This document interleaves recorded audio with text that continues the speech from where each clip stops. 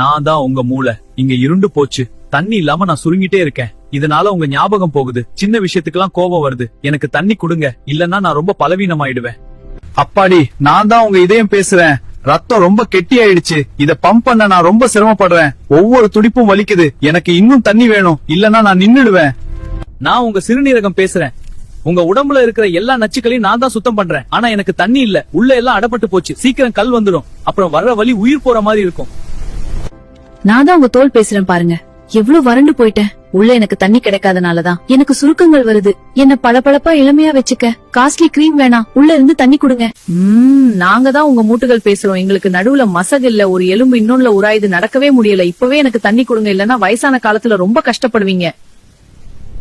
உங்க உடம்புல இருக்கிற ஒவ்வொரு பாகமும் உங்களுக்காக தான் இயங்குது. அதை பாதுகாக்க வேண்டியது உங்க கடமை. தண்ணி குடிக்காதது மெதுவான தற்கொலைக்கு சமம். இந்த உண்மையை எல்லாரும் தெரிஞ்சுக்க இந்த வீடியோவை ஷேர் பண்ணுங்க. ஆரோக்கியமா வாழ என்ன ஃபாலோ பண்ணுங்க.